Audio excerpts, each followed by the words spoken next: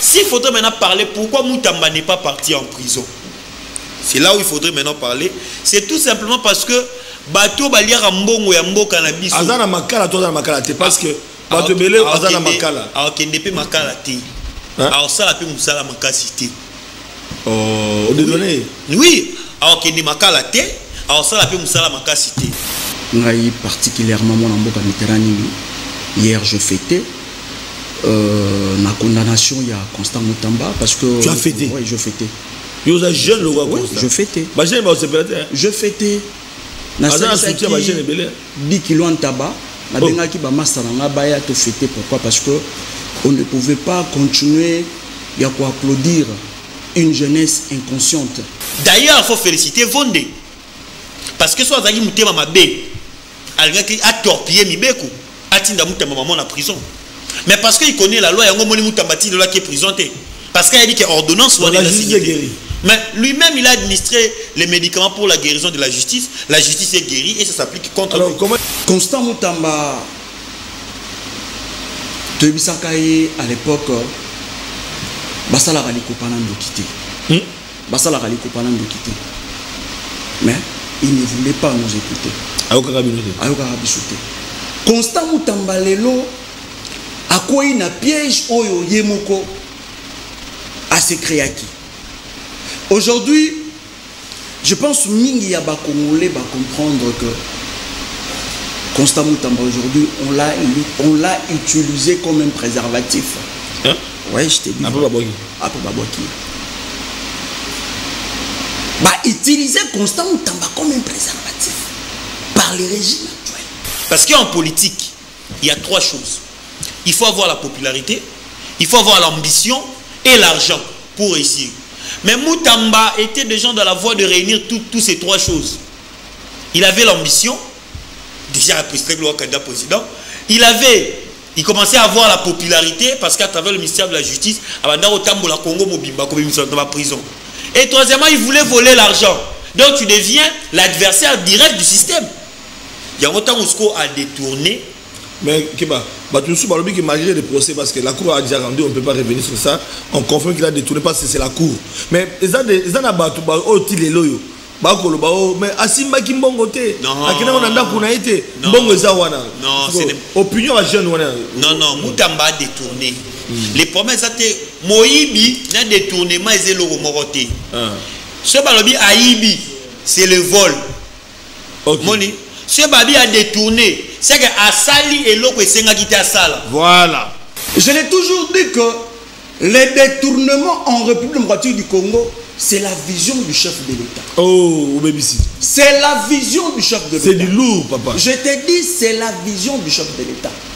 Parce que détournement, banda 2019, comme ça a été, dans le procès Kamere, il y a 100 jours, on va détourner plus de 50 millions. Ça presque cas similaire. Et ça presque cas similaire. Mais sauf que Constant Moutamba, il n'avait pas compris. Tu te dis ça que Ozana Mwana, Tika Kosimba Moto Kozika, Alinga Yikoka Bisote. Alinga Koka Bisote. Aujourd'hui, tu souki wapi. Si comme on tourne avec Barotuna. Mais ba condamné ba te belé, mais tu n'as pas François Oubote ba condamné, est-ce que ça a la macaque? Dossier forage dans pas de. François Oubote va condamner. Est-ce que ça a la macal? À la macal, parce que bateau au monde à la macal, les attentes bazo sambisaye aza na détention préventive. Aza na sous ya map. Anarata prison. Il y a un temps comme il y a kuna atobo sanae. Parce que mon bec lobby, l'article 6 bis que travaux forcés vous ne jamais confondre en na servitude pénale. Vous ne peut jamais remplacer Moussous azo esika ya Moussous. Parce que l'on bloqué les lots, et ça que le président de la République n'a signé ordonnance T. Le quoi pas signé ordonnance T. Bino boyi ko sali c'est misala makati T. Pona bino na ye boye be lango kolobate. Il y a un Moutamba Lelo, il sera chez lui. Normalement, il doit être chez lui à la maison calmement. Parce que, oui, il doit être chez lui à la maison. Jusqu'à ce que cette ordonnance sera signée et cette ordonnance qui va montrer le modèle d'application. Constant Moutamba, il a voulu marcher au-dessus des institutions. Ni Mitterrand koyoka bandela. Na pesi mbote. Beta biloko. Na pesi mbote na Joseph Kabila Rwandais kasi na époque na ye atiela ka ba étudiant transco elongola biso depuis quartier 3 ti iniki na 500 francs. Na pesi mbote na André Kimbuta gouverneur ya médiocre mais na époque na atiaka New Transky ni bando longola biso intendant Kingasani na 500 francs. Na pesi mbote na Joseph Kabila Rwandais na époque na ena bidja 4 milliards asala asomaka ba vue à Kimbambala bat bandé ko voyager de awa ki nata lodge na $200. Ce qu'on appelle si mbote na régime lelo ya ba patriote o wa pipo longwa Kingasani ti ni kin fufuta 7000 francs. Na pesi mbote na régime ba patriote po longwa quartier 3 ti ni kin fufu 7000 francs. Na régime Tshisekedi. Na régime lelo régime IDPS. Pesi bango mbote na pesi mbote lisusu pamba te grâce na bango lelo tokoma na société moko ya avion eza na 60 avions ba congolais balela lisusu pénurie à voyage te tokoma voyager bien na pesi mbote na ba gouverneur patriote ba o batanga kilasi makasi grâce na bango lelo kitase comme ba société ba transport rebelle mbote bisika bazali to sepeli to moni nani alingi mboka nani alingi mboka te Kabila le vrai Rwandais alingi mboka te ndeko na biso ya IDPS alingi mboka bo ba mbote bisika bozali. C'est fort. Bakongoma nebele bazali ko comprendre que comprendre que Constant Mutamba azali qualité à mabe oh biso ba jeunesse to kobi ko landa te. Vous voyez. Au contraire inspiré. Jeunesse belé ba comment qui kozala inspiré la Constant. Non. Constant Mutamba azali populiste. Les gens ne comprenaient pas. Ils voulaient faire azali na posa ça la base. Vous voyez. Minga ba congolais ba bande ko comprendre te ba no tale na côté moko positif. Or normalement côté négatif na yango yo tiko mana mbuki ba tiko. Côté koloba ba no me diriger ma be. 30 ans c'est trop, ba congolais bazali ko kufa. 30 ans c'est trop, to komi tu na to kenwa. Nani potolo bande koloba.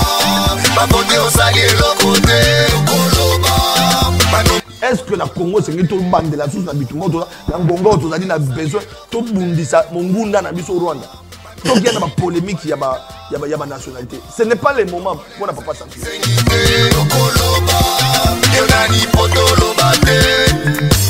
Makambo zo bongate pe place nyokwama. Uluna bashege batondi na ntela misala ikeleve.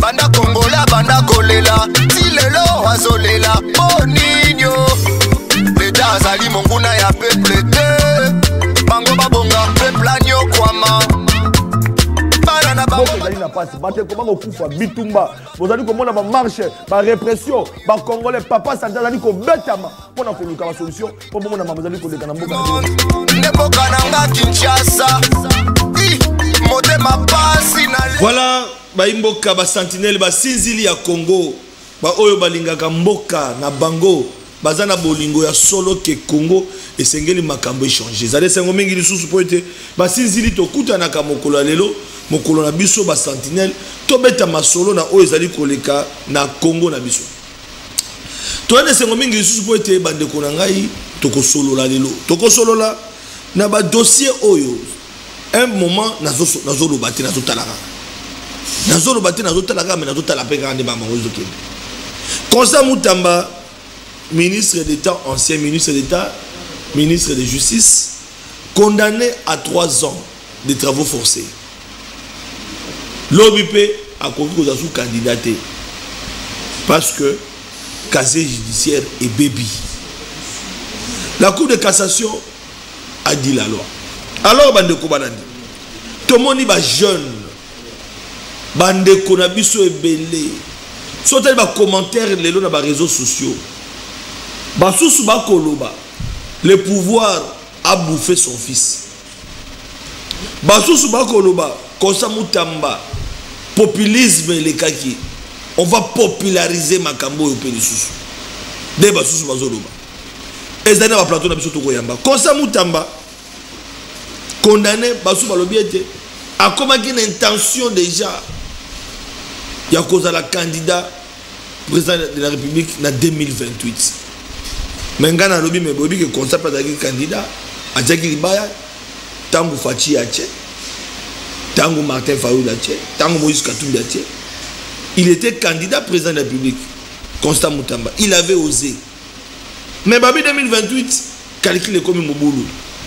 Parce qu'il y a un contrat, VK, na Tshisekedi, Bayokanaka, ou Kosunga, ou accompagné, et Kessukoyo, Kamere Andimaki, qui accompagné, et comme il tourne, mais comment on dit, ça s'est dit sur les réseaux sociaux, et ça n'a pas sentinalité.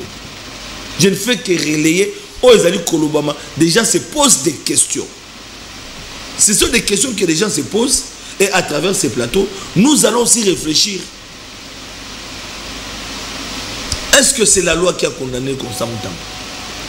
Est-ce que c'est le régime qui a condamné Constant Moutamba? Est-ce que Moutamba avait détourné ou pas?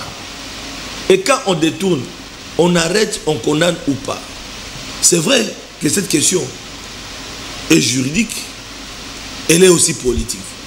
Ce soir ou ce matin, ça dépend. Nous allons analyser cette question sur le plan politique. Pour comprendre aussi qu'est-ce qui se passe. Voilà ce qu'on appelle Simbote Nabino. Si l'Union sur 26 provinces, il y a République démocratique du Congo, Bozali na Bunagana, Bozali na Nord Kivu, na Sud Kivu, beaucoup d'Abisso, dans la province sous occupation. Bozali peut dans la province où Bisso Bozali, Bandeko Baladi, dans Mikila Poto, en Afrique, partout. Vous nous suivez à travers PES TV, nous sommes en direct. Et puis, dans YouTube, nous sommes dans la TV. Wapi Bozwaka temps. Il y a Kolanda Makambo, Bolanda, tout le monde a besoin de retrouver l'émission d'Abino. Ville de Kinshasa, les embouteillages continuent. La rentrée scolaire est zongi. Est-ce que l'accessibilité est allée? Quelles sont les mesures d'encadrement au Bazu pour que Bana, pas comme la classe de Matongo, ils allaient poser des questions, ils allaient préoccuper leurs parents par rapport à la rentrée scolaire? Nous allons aborder cette question pendant 10 minutes. Dialogue. Bande Kobalandi, Bopoza Nenge Tozo Lubaboy. Jeudi à l'élo. Et Seigneur Boéba était chargé, secrétaire général adjoint, il y a Nations Unies, on a dit chargé, il y a une opération de paix. Azo Yamba, moi Namboka Martin Fayoulou, Ako Yamba, moi Namboka Jean-Marc Kabound, opposant. Pendant que Bassous was en Afrique du Sud, et pas Tabombeki, pendant que Bassous peut causer la dialogue, Tolandaki Bananga, pendant que Kinshasa a répondu. Doha Washington et Koufito Dali qu'on continue. Nous allons en parler. Serrez vos ceintures parce que nous recevons pour vous Mitterrand Nimi, Aspel Kabila Forever, Mbote Boye Madame. Mbote Koulouki Papa Satellite, Otoni Karamine, Kobenga Papa Sentinelle, Napesi Mbote Pande Onangai, Otoko Salanaï débat. Et na pesimbo te pas bakongomani nyonso o bakozo opportunité ya kolanda biso bonjour bonsoir ça dépend air au Bolanda biso na pesimbo te pas bande wonanga ya diaspora congolaise mobimba et na pesimbo te pas bande wonanga ya Bunagana ya Nord Kivu Sud Kivu. Je sais que les pouvoirs en place et wangani bino et bosani bino bazali sous comprendre que bozali ba congolais la constitution s'il vous plaît Kouloutou. Introduction déjà, parce que il y a des efforts, nous sommes dans les processus de paix. Non, il y a en matière de débat. Bon, na pesi ba mbote, et on a ngaki na pesa congolais moko exceptionnel mbote. Na kombo ya le petit Socrate oyo azali kolanda biso pe quelque part na kati ya Kinshasa. Na kombo ya Bobo Kaninda, moto azali na crème intellectuelle, o azali toujours ko réfléchir comment toko faire développer mboka na biso la République du Congo. Vous voyez, parce qu'aujourd'hui, on peut comprendre classe politique est déjà totalement obsolète. Mais Bobo Kaninda, un homme au Azali toujours pour réfléchir, comment développer Mboka Oyo, Azali na ba richesse énorme. Peuple Lelo Azali toujours pour vivre dans moins de $1 avec 500 phrases à route incapable à ressembler à matériel. Merci. Voilà. Voilà Bandeko Balandi. Et Sengelaki. Parce que Bobenga Bandeko IDPS. On a l'impression que IDPS va qui m'a débat contradictoire. On a l'impression. Papi Mouya, mon corps ya Bandeko Nakata IDPS, qui a accepté l'invitation, qui a confirmé d'ailleurs Bayada Beta Bango Dada. Papi Mouya, jusqu'au moment où nous parlons, a Koyamba téléphone. Et pourtant, il a confirmé l'émission. Donc, pour comprendre qu'il y a absence, il y a UDPS qui devrait être sur ce plateau. Bobengamou, il y a Bobizaya qui met émission.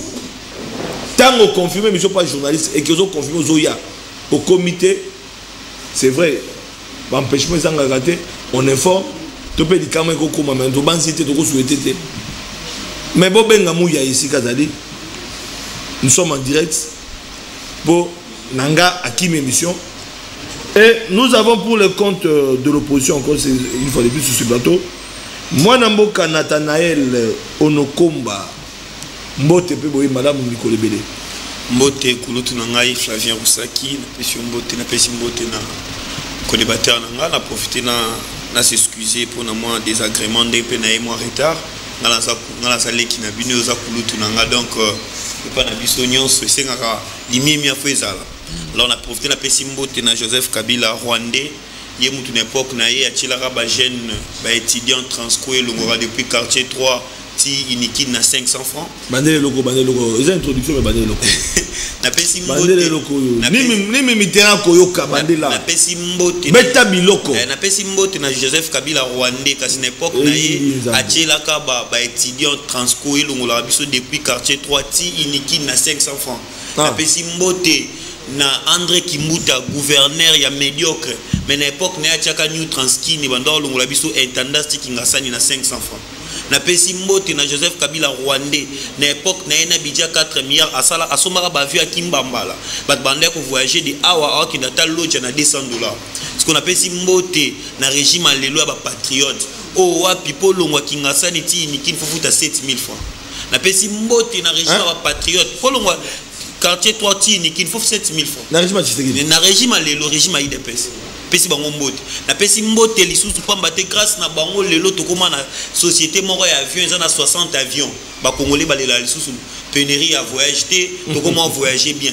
Na pesi mbote na ba gouverneur patriote ba o batanga kilasi makasi grâce na bango lelo ki tshase comme ba société ba transport rebelle. Mbote bisika bazali to sepeli to moni nanya lingi mboka te. Kabila le vrai Rwanda lingi mboka te ndeko na biso ya IDPS alingi mboka.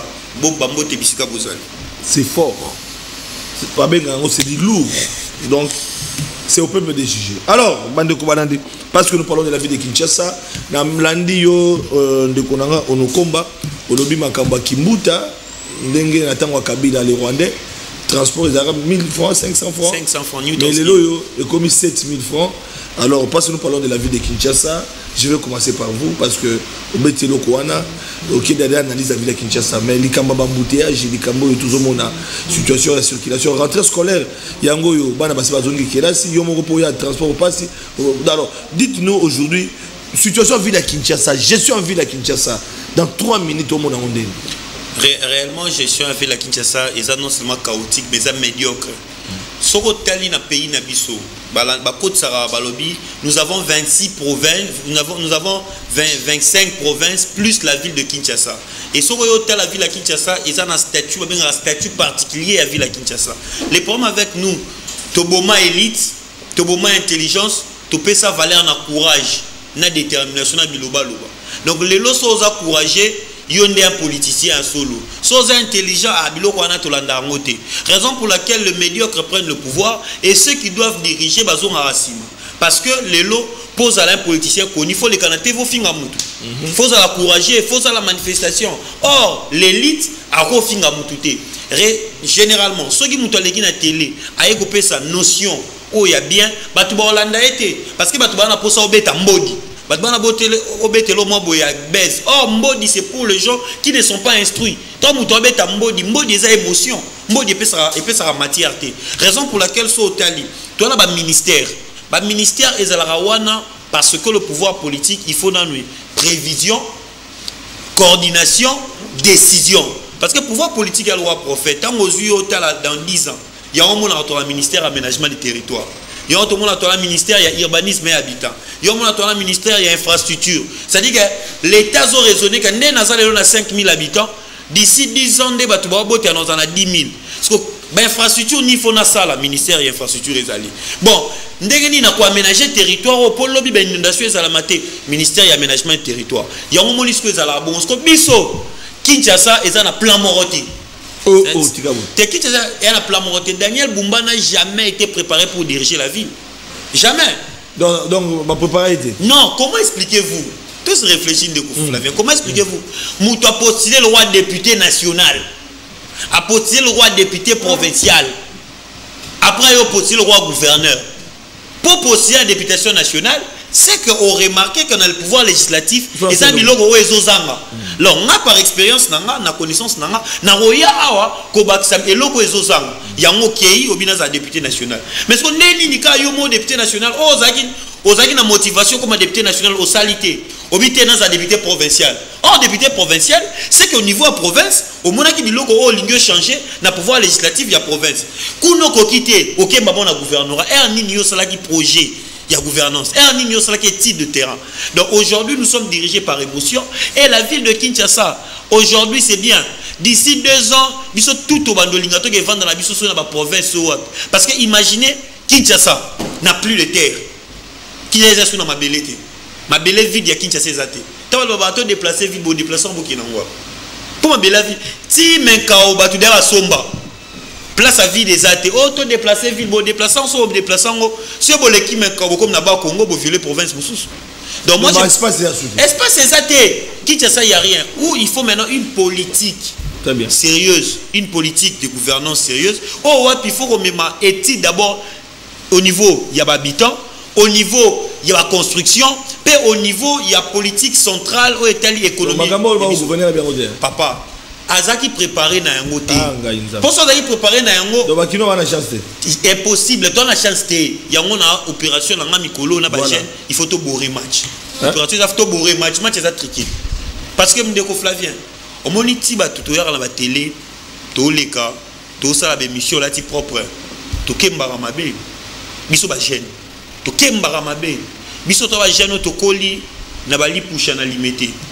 Voilà mkitongo oso baba biscuit babuka buka na bachana ba chasser so mi en sans fando ki olia la classe. To koli OK de campus ba peso ka mbongo transport ya olia ezate. To bando espérer ni. Na tanga classe non, na sili ça ton aussi ça na ko manani, na ko mamutu. Sko tala lelo, to ando kansa na 2025 to ko mabatu.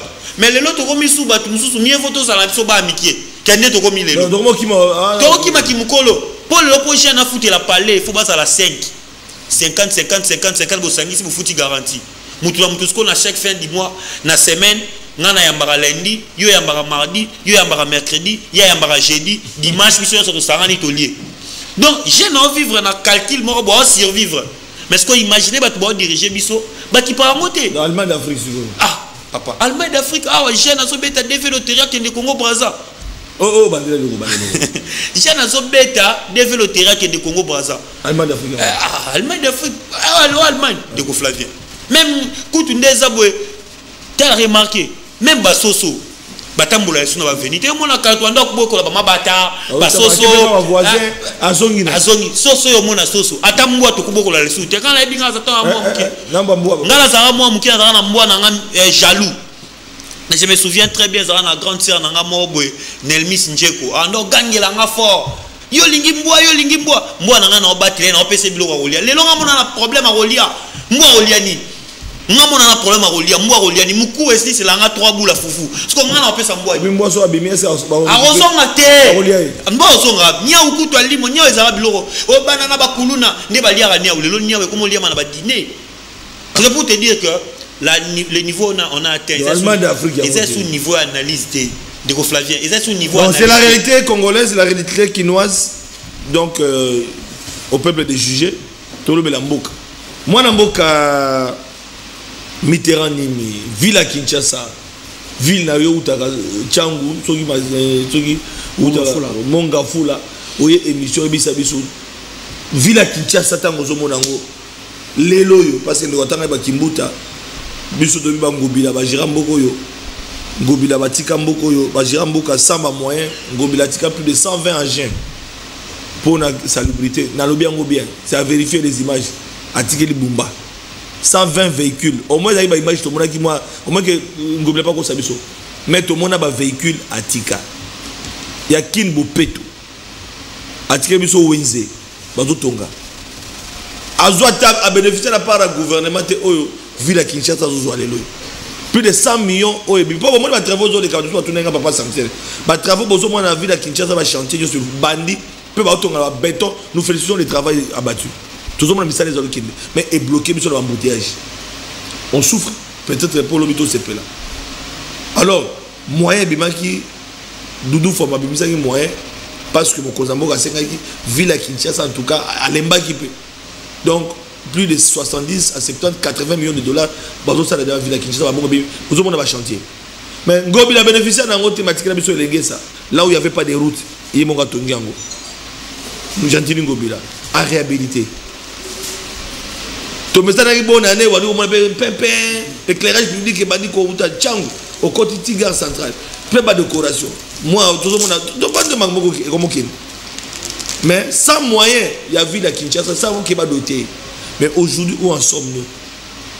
Et Minga Koulba était dans la parenthèse, parce que pendant que Kinshasa, il y a Kimbuta, mais il y a moto, il y a Congolais. Sans clivage politique et sans partenance. Tout le monde qui tient ça, lui il a parlé de Bumba, moi j'ai ajouté Ngobila. Je pose au cause de banaliser entre Ngobila, na Bumba, na Kimbuta. Donc on parle de Kinshasa, tu es libre. Hein? Là ce n'est pas que nous opposants, tout le monde Kinshasa. Merci beaucoup Papa Sentinelle pour la question très pertinente. Vraiment je suis très fier de vous poser une question. Parce qu'il faudrait d'abord les téléspectateurs comprendre la dimension de Kisasa. Kisasa est la province, est la ville, est la capitale de la République du Congo, est la plus grande ville que nous avons au Congo. Dans la superficie, il y a 9965 km². C'est-à-dire que par rapport à la superficie à Paris, à côté de combien de fois? Parce que si je ne me trompe pas, la superficie à Paris est à moins de 140 quelques kilomètres carrés. Imaginez-vous cette ville. Mon Nénoïsa. Mais dommage que c'est une malédiction. On ne pouvait pas accepter du point de vue maturité. Il y a que je l'ai moto nanu toyebi azali na boko ba parents.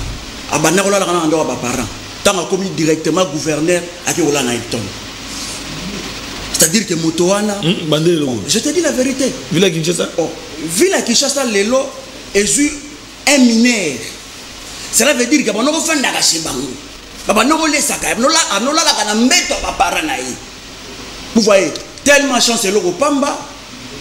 Baké rejoyé, commissaire comme gouverneur na kata ville de Kinshasa. Oh lelo le gouvernement provincial est allé pour foutre la cahier hôtel Hilton. Mais à l'époque de Ngobila vivait chez lui. Hein. Ngobila non fanda qui pas naïe. Cela veut dire qu'il y a une résidence là. Donc on va gouverner avec pas naïe. Asa chez. Ah bon? Vous voyez. Je pense aussi qu'Imbuto aussi c'était le cas. Cela veut dire que baké journaliste moto moko peut-être pour toute histoire n'a été. To éviter est-ce que réellement est irresponsable? Non. Quand on a un flaveur ou ça qui les gens ça la biso passe dans mon thème parce que aujourd'hui tokoki kofi ngobila de tout on pouvait les critiquer de na moyen surtout ba manière en stolingi mais ngobila reste parmi de meilleurs gouverneurs na kata de Kinshasa mais dommage que discours n'a peut-être que biso ba congolais to ga ngona ki chinois yango to comprendre ga été ngobila à son époque nous avons vu comment est-ce qu'à construire des routes intercommunales. Vous voyez, nous avons vu des routes. Aujourd'hui, Banda,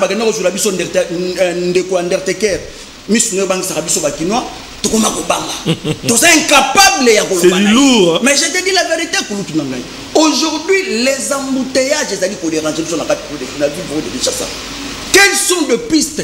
Quelles sont des solutions? Comment jugez-vous? Beaucoup de problèmes et belé embouteillage. Il a fallu même te relancer, ne fût-ce que même chemin de fer. Mais gouvernement criminel, on pense qu'à jamais dans la population, ça dit qu'on préfère 400 millions de dollars. Satellite, mais avec Ngobila, il a eu un projet, il y a Metrokin. Le gouvernement, à Tchaki Maëli, à peut-être aujourd'hui, les Camerounais, je n'ai pas aussi là. Parce que train, ils ont la capacité, il y a plus de 5000 personnes. Aujourd'hui, Bisso Bakino, Tozali incapable, il y a même prix à transport. Tozali incapable, Banda Rompenga, si Victor est à la combien. Parce que, au moment on a même commune, même arrêt, au moment on a pris naïe, après c'est 2500, au moment on a pris naïe 2000 francs. Nous sommes où?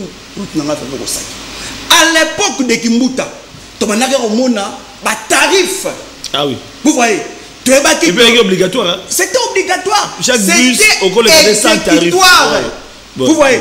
Mais là, aujourd'hui, ce n'est plus le cas. Oh là là. C'est pour cela que les lots Kinois, comme Kokanisana Bango, Kimbuta, les lots Kinois, comme les Bango Kanisana Ngobila. Parce qu'avec Ngobila, quand même, tout le monde qui ville, et ça qui colate la maman qui toko chaque fin de l'année. Tu as dit que Bisso t'a dit parents, chaque fin de l'année, et c'est un catholique saban à Bisso, tout embellir Bango. Mais les lots, après Ngobila, que nous avons mis commis. Et commis dans la 12e mairie, 15e mairie, commis, siège en Maliwa. Parce que nous avons toko. Or, à l'époque, mais je vous dis la vérité, allez-y, n'alimentez, que nous avons dans la 14e mairie.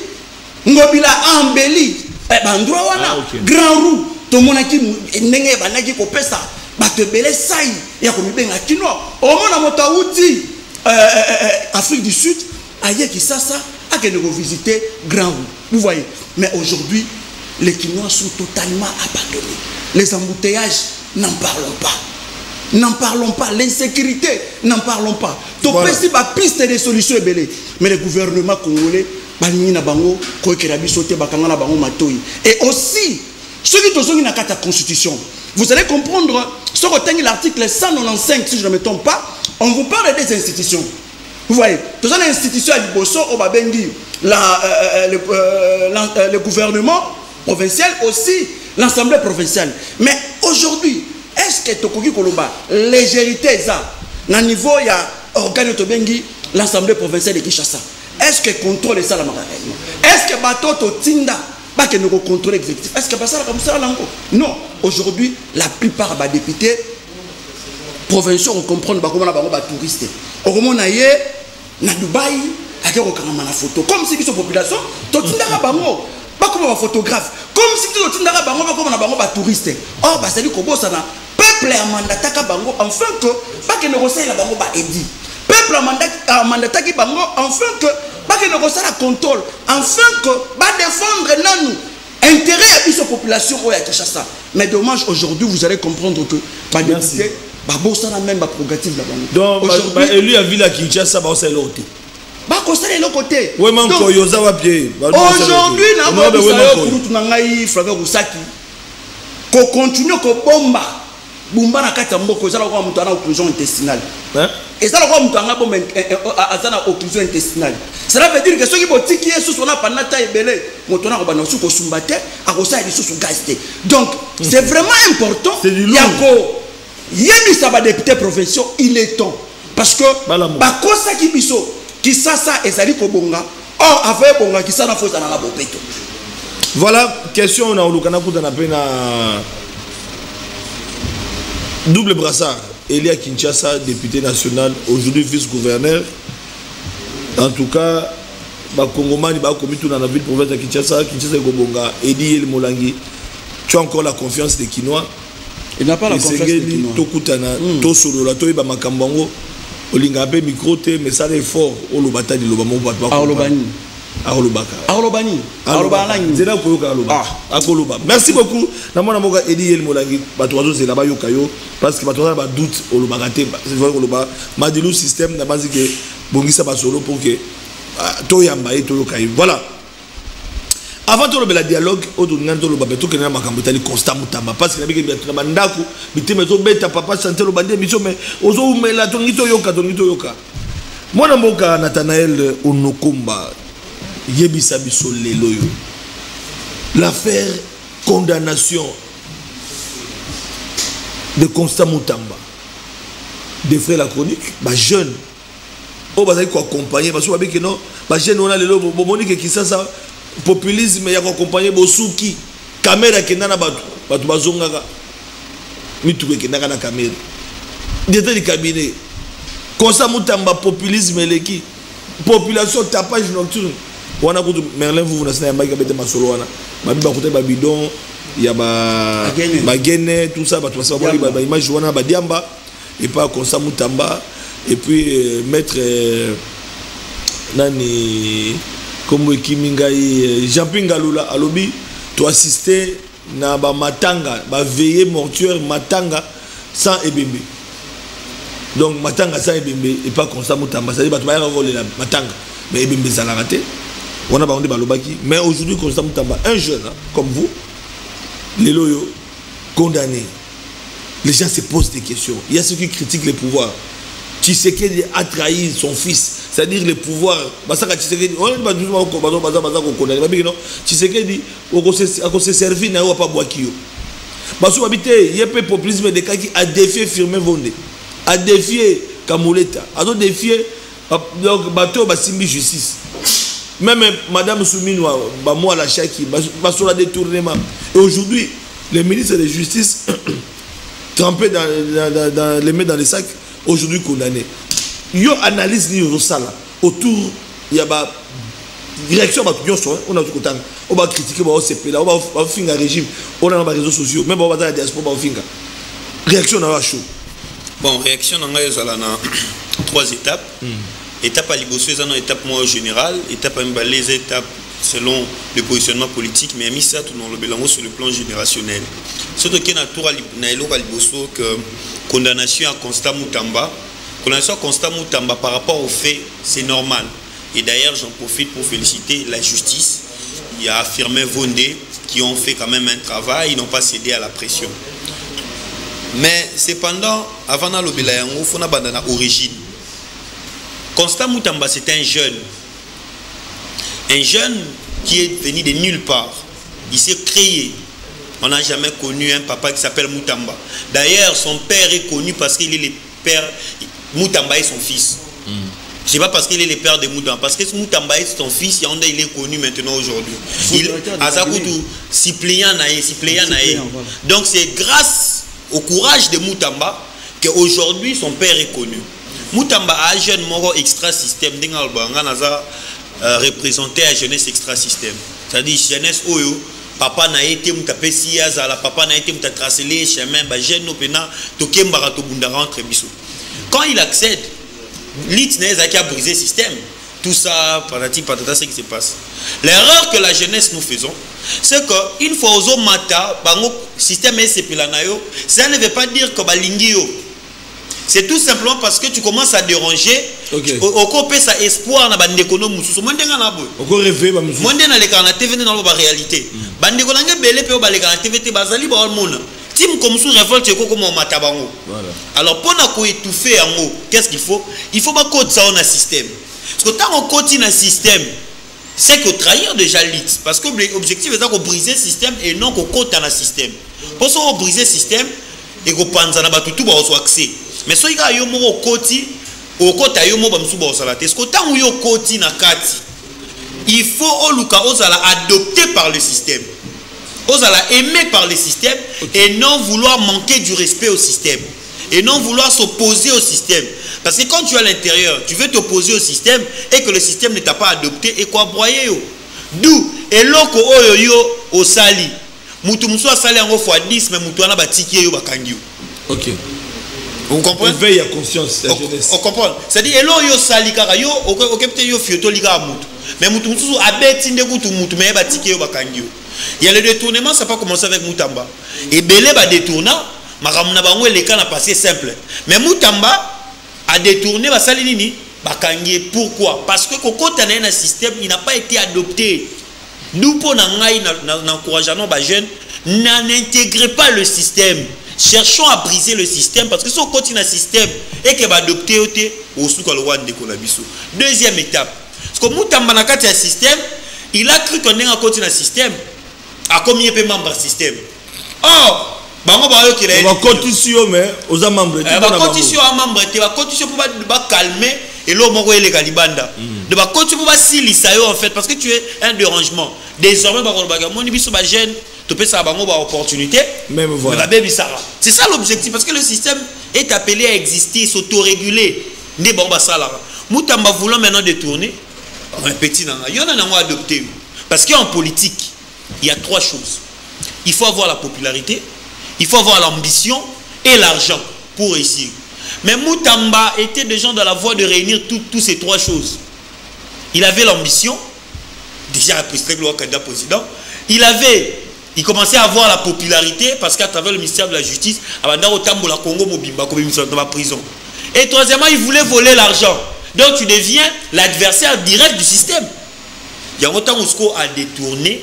Mais Kiba, malgré les procès, parce que la Cour a déjà rendu, on ne peut pas revenir sur ça, on confirme qu'il a détourné parce que c'est la Cour. Mais ils ont des loyaux. Mais Asimba Kimbongote, opinion à jeune. Non, Mutamba a détourné. Les promesses étaient Moïbi n'a détourné, mais ils ont moroté. Ce balobi Aïbi, c'est le vol. Moni, ce babi a détourné. C'est que Asali et l'autre c'est qui à sala. Voilà.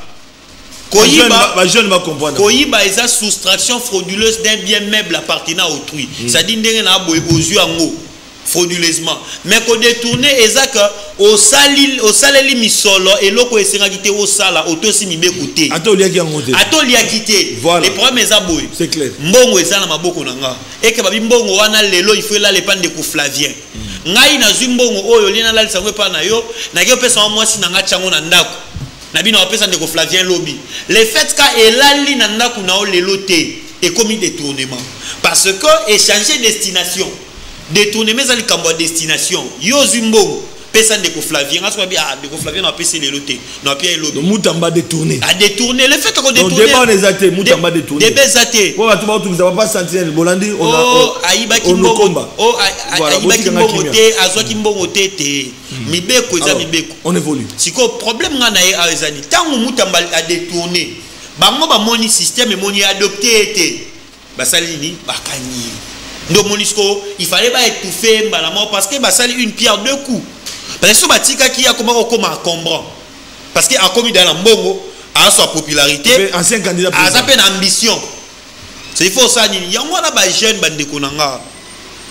Ba mbongo za na ba papier. Mbongo to luka lelo awa o ngana luka mutu mo akabeli yango jeune fille quelque part. L'objectif est ça faut briser système. Pour ça to briser te ndeko Flavien. Nga po mona nga ba kotisinga. Le bibé bat bayo ça la débat. On a arrêté Nathanaël Onokomba parce que bango ba besoin au biso toza nango et pas na bango ça lisouté. Toi tu as besoin d'$1 million. Il y a les autres qui n'en ont plus besoin.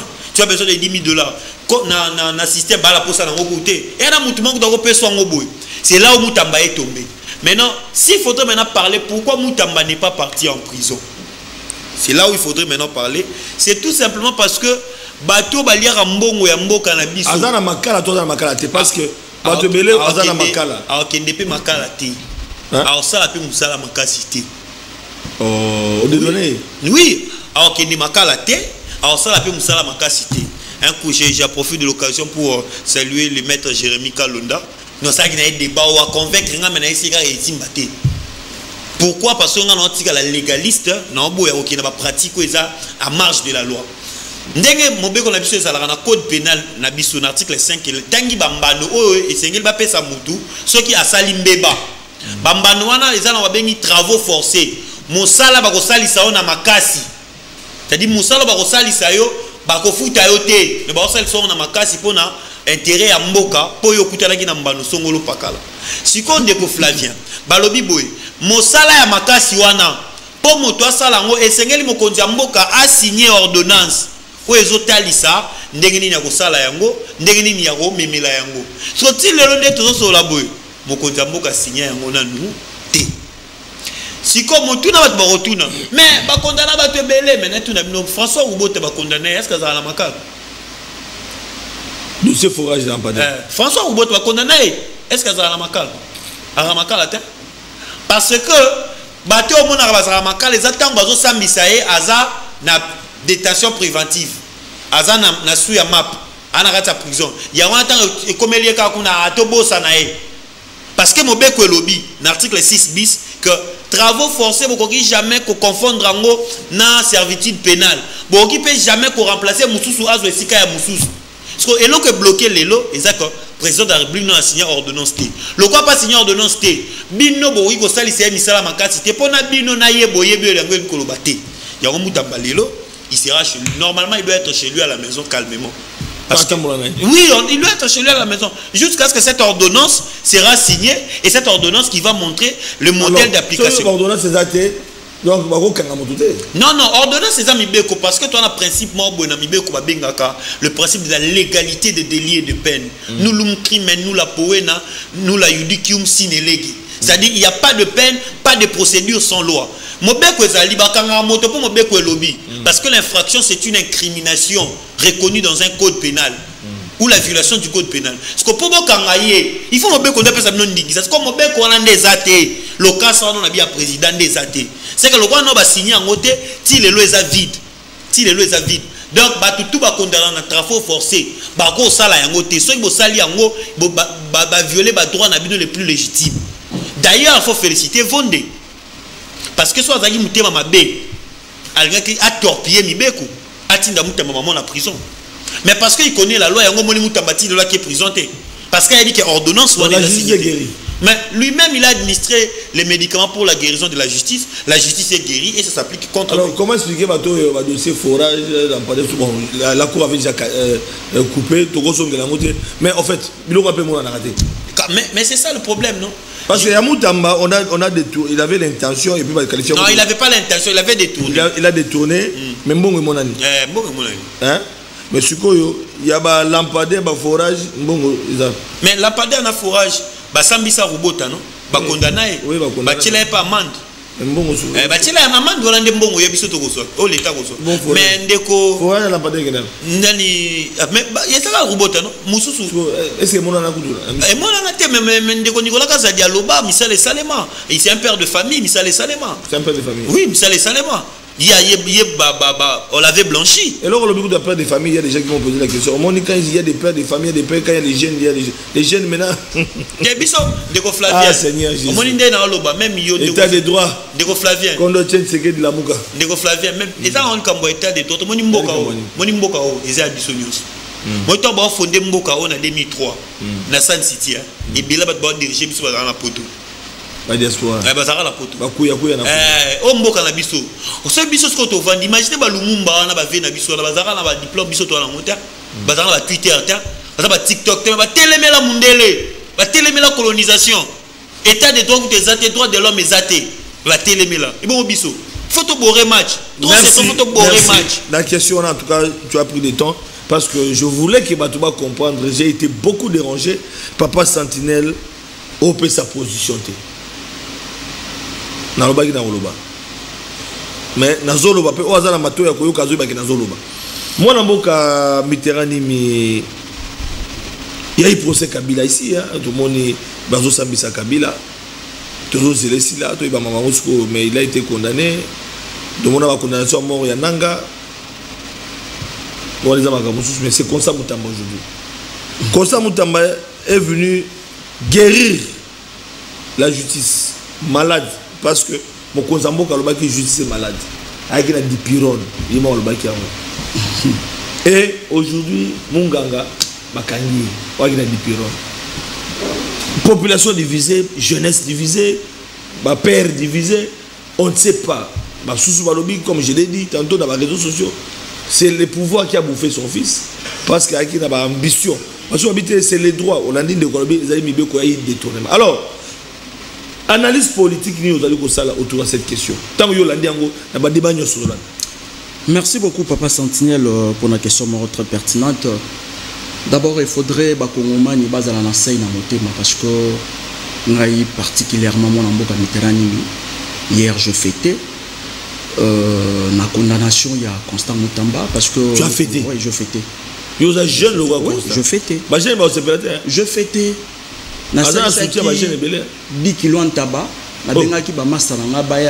Pourquoi? Parce que on ne pouvait pas continuer à applaudir une jeunesse inconsciente.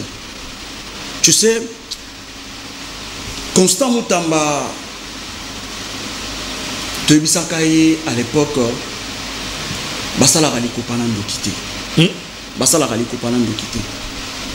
mais il ne voulait pas nous écouter. ayoka biso te.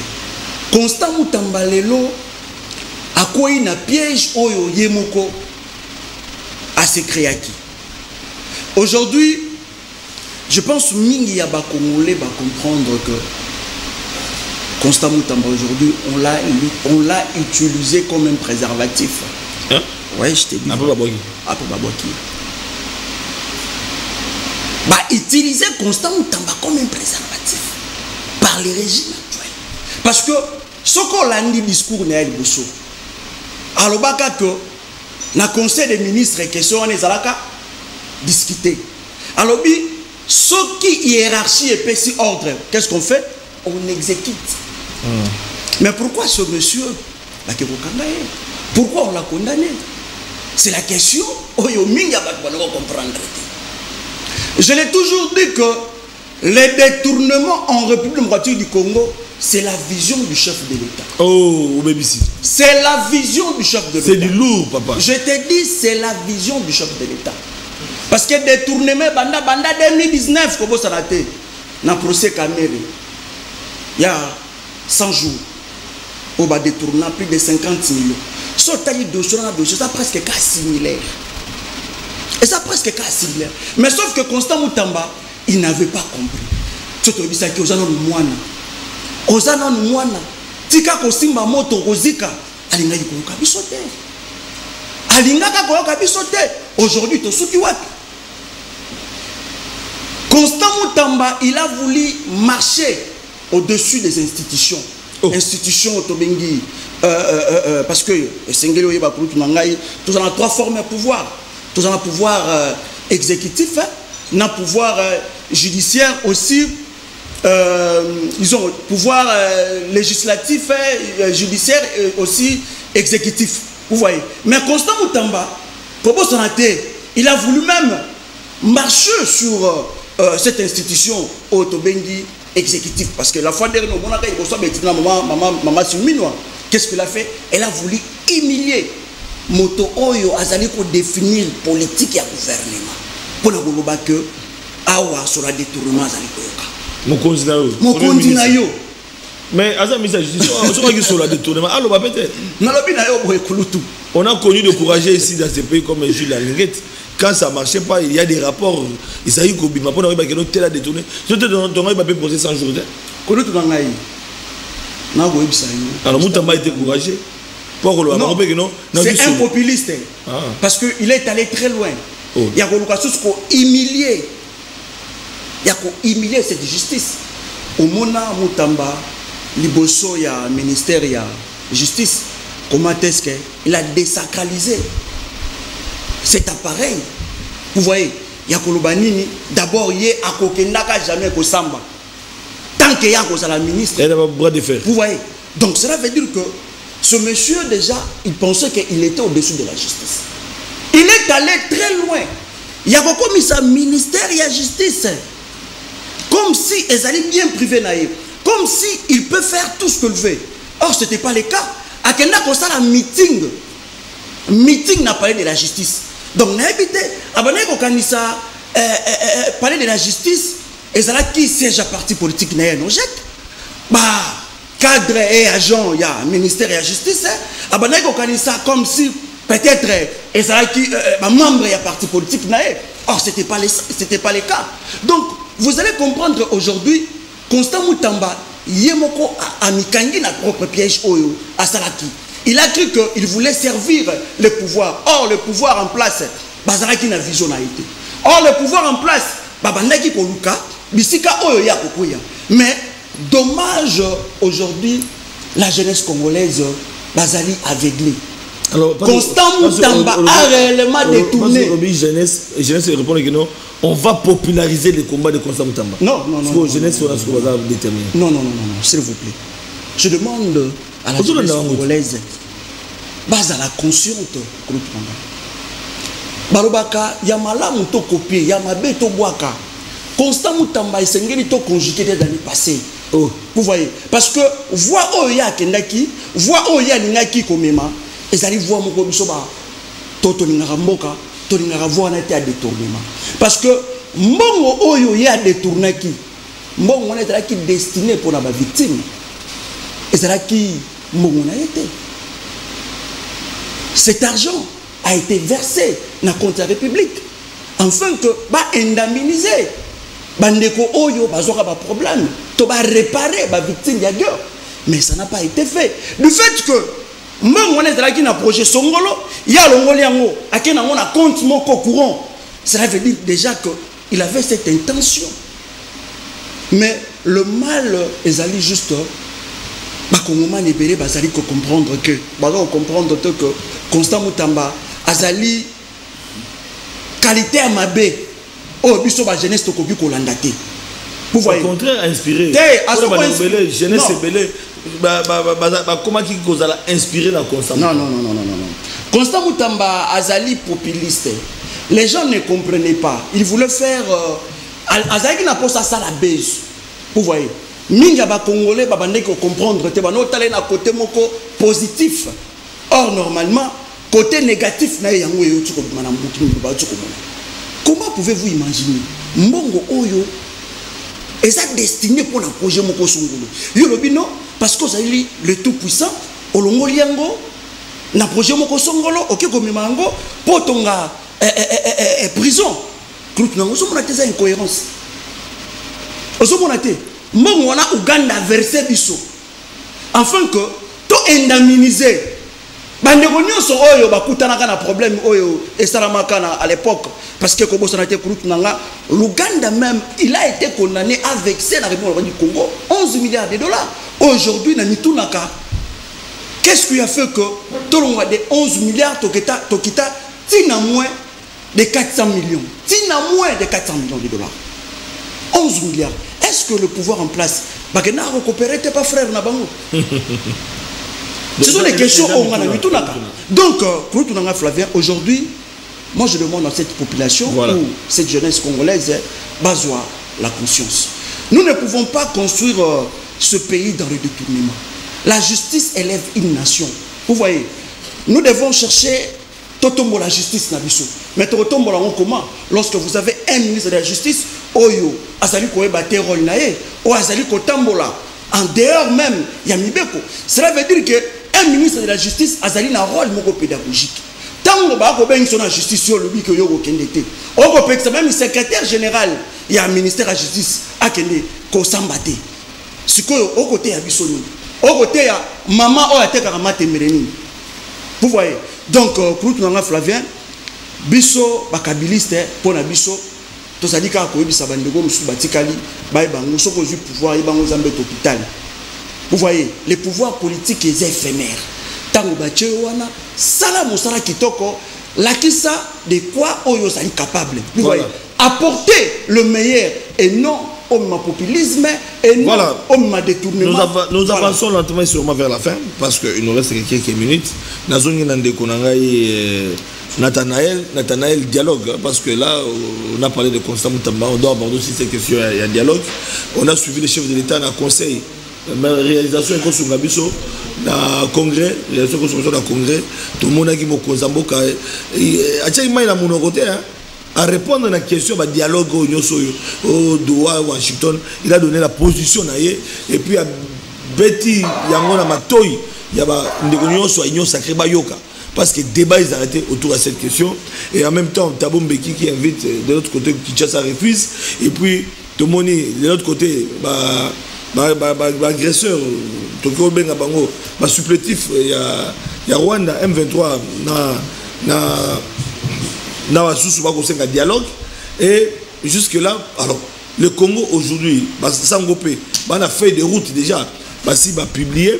Pour que les chercheurs, les étudiants, pour que le Congo ait passé. Processus de paix, dans la position du président public, Jean-Pierre Lacroix, il y a le secrétaire général adjoint des Nations Unies, opposant. Alors, 5 minutes. Merci beaucoup, Ndeko Flavien. 5 minutes, c'est belé. Le problème est que le président Félix n'a pas besoin de faire le dialogue maintenant. Et il n'a pas intérêt à le faire. Déjà, le régime de l'IDPS n'a jamais accepté que ça le dialogue dans minute où Pe ba na posa na yango te. Tout simplement que ce basali dialogue na minute, ils sont perdants. Oh. Oui. Parce que selon eux, le pouvoir, c'est leur pouvoir. Le pouvoir du régime de l'IDPS. Si qu'on a minute, prendre ce pouvoir et partager ça avec d'autres personnes, ils ont intérêt à bangoter. Parce qu'ils ont encore 3 ans, je vous signale, 2 ans ou 2 ans et demi. Alors, 2 ans précédent, le régime en place, il faut qu'Akaba soit au moins double. Et bien ça là, au régime passé et ça là. Vous allez voir, il y a des cas similaires. Au boulot le quoi, ozo vivre quand il est moko. Mouto à vivre l'élo. On avait un député national qui est mort dans la voiture, il s'appelait Chéribé Okende. Mais sur la mouki, la moussi moutouma, il y a 2008, 9, au tournier, on avait un Boteti qui est mort. Un député qui est mort aussi dans la voiture, Boteti. Ah bon? On avait un Monasemi, Narobimanae, prisonnier Bakoufa. Oui, mais tu me sola, mais Kalatea, tout le monde qui est prisonnier Bakoufa, et l'homme, il y avait le Mbouloudia Congo qui était mort. Au bêtise, tu le sola, mais yo bossa dit que Bawazalen de la Goma va plus Bakoufa. Donc vous remarquez que Marambo est similaire. C'est-à-dire que la même chose qui se répète. D'où Kabila en 2016 avait obtenu 2 ans de plus. Alors le régime en place ne peut pas organiser le dialogue n'exerce sa mandat na bango. Ceux qui dialoguent avec Ozala, il faut alors, si nous comprenons Tshisekedi a retardé le dialogue. Oui, bien évidemment, le régime de l'IDPS retarde cela. Donc il retarde pourquoi? Tout simplement parce qu'il ne faut pas ça. Mais bien sûr, ils ont droit naïe. Ils ont droit le plus légitime. Alors, maintenant, on a le gouvernement l'âge d'ouverture. Opposant à côté. Mais ils ont droit naïe que le gouvernement est opposant côté ils ont raté. Le gouvernement, constitutionnellement, l'opposition, ils ont franchi la population, il y a bateau, ils ont participé à la gestion à PIT. Ils sont contre la politique mise en place. Mais si tant une opposition et à côté à la gouvernement, lorsque on injecte l'anesthésie à la Constitution, l'unique moyen de faire dormir la Constitution, c'est avoir des accords qu'on appelle des conventions constitutionnelles. Autre accord inclusif et outil de dialogue. Les pays à ce moment-là ne seraient plus dirigés par la Constitution, mais plutôt par cette convention. Or, c'est la Constitution de Yébika, opposant, il faut la Libanda. Accord, si il faut qu'on ait la carte. Pendant que tu as bouillabesté, tu retires que la Constitution est là, tu travailles sur accord. C'est à ce moment-là que l'opposant peut être dans le régime sans pour autant être du régime. Mais en dehors de cela, ce côté régime, sans pour autant être du régime, ils ont raté. D'où on a lobby, ils ont gagné 2 ans. Parce que la minute où on va salir le dialogue, c'est dans l'exercice du mandat. Ils vont organiser les élections en 2028. Pour eux, ça ne leur dérange pas. Mais nous, ici, on souffre. Regardez nos familles qui sont à l'Est. Regardez nos frères. Non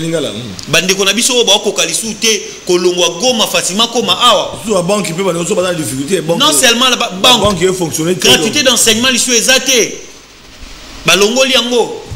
Mais tout ça là, Nini. Le ministre de l'Intérieur a dit que désormais, Nini a gratuité les zones occupées. Les pays ici existent parce que nous on s'est réveillés. On a confié notre pouvoir à un prince. On a renoncé à notre liberté. Nous créé un contrat social. Ils ont battuté, ils ont famille morotée, ils ont un groupe d'individus morotée, nous on décide ceci. Non. Aujourd'hui le dialogue est salvatrice. Mais les présidents ont trouvé intérêt n'a été. Parce que ceux qui occupent le régime de l'IDPS, c'est que Bamon n'a toujours intérêt à Bango. Une fois que l'intérêt est là, bien sûr, intérêt les dialogues, le régime de l'IDPS va convoquer ça en 2026 vers la fin ou bien début 2027. Je serai prophète. Pour glisser. Pour glisser, pour glisser. Même na minute, ils ont ni opposition, ni majorité. Ils ont jeunesse extra-système. Ils ont été au boré match. Ils ont été mal à balaba. Ils ont été mal à. Moutou n'a eu opposition n'a extra système de Flavien. Neza boyom papa m'a été recommandé yo. Et à bilo rebelle pour zongo zorango te pour ani. Pour ça la mouton. Kasi yo on a jeunesse extra système. Que yo on extra système. Yo on extra système. Ah d'accord, donc comment extra système. Tu as biso toi le banda système. Tu as la quantité. Biso ne to kembara. Biso ne ba benga na nzila. Bobi mana balabala. Ce faut pas quand ba libérer prisonniers politiques et arabiso. Pour la marche, les Arabiso, meeting les Arabiso, moi, député, a fait un meeting, a fait une marche. Biso n'est pas fait. Bazo n'a pas la biso, c'est qu'on photo bourré match. Voilà, tu as été clair parce qu'il nous reste 3 minutes. Tout ce qu'on a.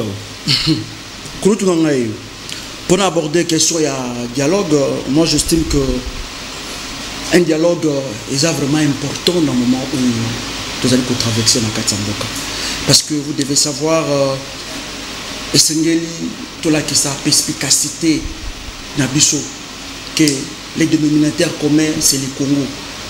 Nazali kolobarango mikolo nyonso pa ndeko Tshisekedi à moins que abouché matoi.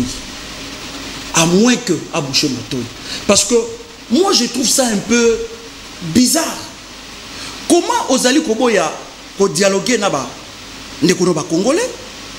Mais tu préfères d'aller dialoguer avec le Rwanda. Balobi que bango ba ko dialoguer té. Mais aux États-Unis, bango ko dialoguer na Rwanda té, na Doha, bazali ko dialoguer na M23 té. Je me pose des questions. Est-ce que ces gens ils veulent vraiment la paix? Est-ce que bazali vraiment a besoin qui met écoute na Katsamboka? Parce que c'est vraiment absurde. Lelo tant besoin ba décision moko. Yako privé bana na biso la gratuité pendant que ba parents na bango oh baza na este basalaka normalement motonio so asalaka esengeli azwa salaire mais tant bokani ba banque tant bozui décision ya koloba que bazone union so ezali occupé bazone wana banque mon côté et ko fungola. Cela veut dire quoi? N'est-ce pas vous allez déjà favoriser une balkanisation? N'est-ce pas déjà vous allez inciter? L'intention c'est quoi? Tant on a comme on a dit sous makambo chaque mèche chabani ou tukoloba que bande on a biso kuna na est gratuité vous allez soutenir ba ko bénéficier dans vos soutenir. Alors que pensez-vous? N'est-ce pas le gouvernement congolais a sali déjà abandon partiel? Maloba on fait Tshisekedi a bisaka biso na mikolo le kaka tant on a biso na ESC a bisaka biso que bon la lisusu te to bunda lisusu te bandeko wana basadi bandeko na biso donc tokoki na biso ko céder une partie krutu ngai ngana ko senga bandeko na ba congolais basala maele. Pourquoi? Parce que biso to yebi na yebi plan ya ndeko Félix Tshisekedi plan na ye ça dit clair et ça dit simple.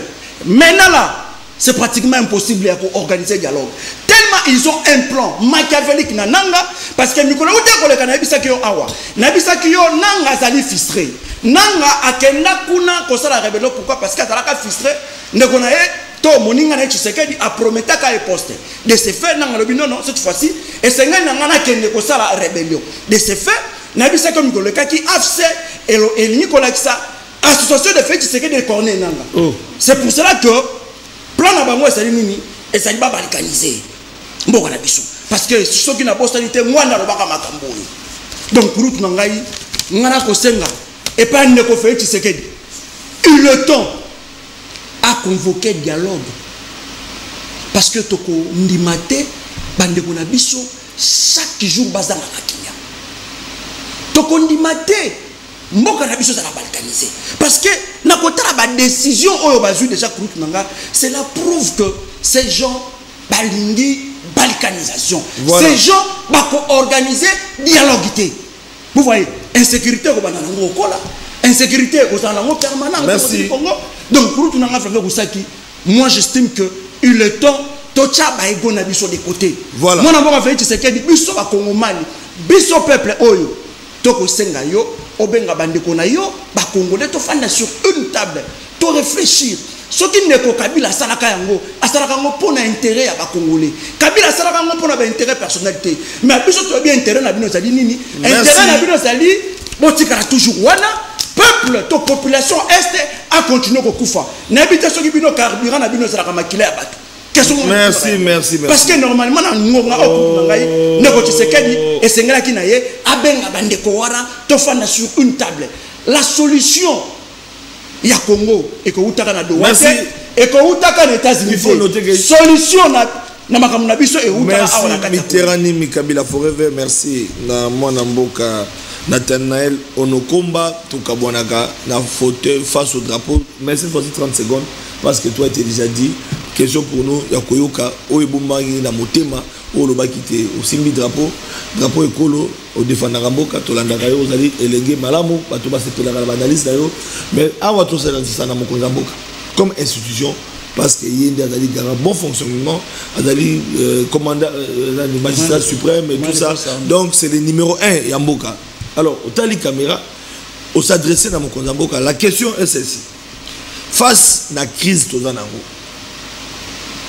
ndenge toza na passe ezala sur le plan sécuritaire, toza na makambo tali rentrée scolaire, toza na nzala, toza ba kulula na cité, toza la chantier, ba embouteillage, tout ce que nous vivons ici pour na yo solution d'année nyonso to vivre solution za moko solution za to retrouver parce que le président Félix Ndaza au pouvoir étant démocrate.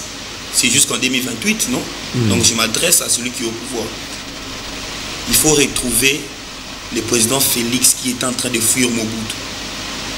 Tant que Mobutu a changé combo. Alongoli combo na eti Tshisekedi, alati combo a Mutumsus. Quoi qui m'a exilé, qu'est-ce qui s'est dit dans sa tête? Quand il vivait en exil, qu'est-ce qui s'est dit dans sa tête? Est-ce qu'il est fier de ce qui se passe aujourd'hui? S'il est fier, tel est le cas. Message dans la main. Merci, 30 secondes à respecter. Ni même exercice, même question. C'est quoi la solution? Au Tali, à face au drapeau, tout ça s'adresse à premier numéro 1, il y a Congo, Ayoka, Azamoto, Ayoka.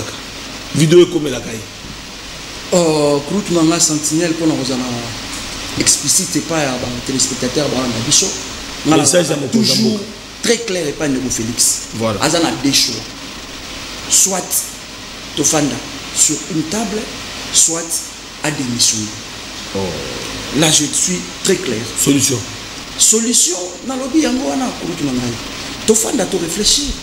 Pour que tu sa crise, tu es endogène et exogène. Pour que tu aies une solution. Ce que Monique, Azali n'a plan Moussoussouté à démissionner. Parce que le monde entier va comprendre que Félix Tshisekedi a échoué. Sur tout le plan. Sur le plan sécurité, Yemora le Barango, tant que Ako restaurer la paix terre au la présidente de Félix Tshisekedi, aïe bango que ce soit l'ingé ba Congomani, ba kanisa kete le logo mora muke, azali na deux choix, soit à convoquer dialogue, soit à démissionner. Soit pas démissionner, vous en avez ma bête. Parce que 7 ans à Sali et Zaraka, il y a qui mouibi, il y a pas voyage, il y a pas voyage, il y a un avion comme si vous avez pour ça. Merci beaucoup à la grande équipe technique Ernégie Lelo qui a été à travers la machine, Merveille Toto à la réalisation. Merci à Richard qui a été de notre aussi la production.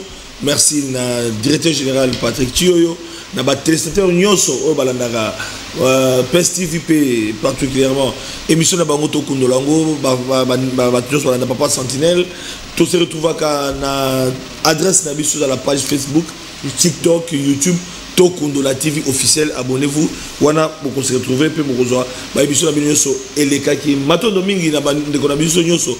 Vous avez qui bakou ya kolanda biso pour na lelo tusuki awa ba tusuki tunanga question message ya Congo balanda kiyo na ba cérémonie salaki ba kozela yo oya ko expliquer avec les images ba incantation on comprendre ce qui s'est passé exactement. C'était quoi le message ba monde ballon d'or likolezo pe la ba moto ba tout monde ba vibration na lolenge ils veulent comprendre le message à Congo oloba pe konsamu tamba ba ko kanga été mais au Sénat qui a mon ayo mais le lot konsamu tamba est condamné message à Congo aux autres banini. Donc vous êtes attendus sur ce plateau pour expliquer à la population ce qui se passe. Prochain débat, c'est demain, Bandeko Balandi, avec d'autres invités. Je rappelle encore une fois de plus, l'UDPS, Papi Mouya, qui devrait être là à Kimi émission, dans le lobby à Kimi émission, parce que jusque-là, Andimaki, Azanazela, Akoya, à comité, pas de message, pas de émission. Tu te souviens que si maintenez pas rigueur, IDPS, on a l'impression, bah, comme débat. Nous avons l'impression, on ne sait pas pourquoi. Donc, mais ils sont libres de refuser ou de participer. Mais population et ça, nous avons l'impression. Mais en ce qui concerne l'invité, aujourd'hui c'était Papi Mouya, Oyo, Akimi Débat, à mon invité. Alors nous devons parce que nous avons un déco, nous avons un débat, échange d'idées, nous avons une ennemité, nous avons bateau Balingi Boka, et ça la Rabbi Mingi, Mato Mingi. On se retrouve à la prochaine. Portez-vous bien. Excellence suite et programme.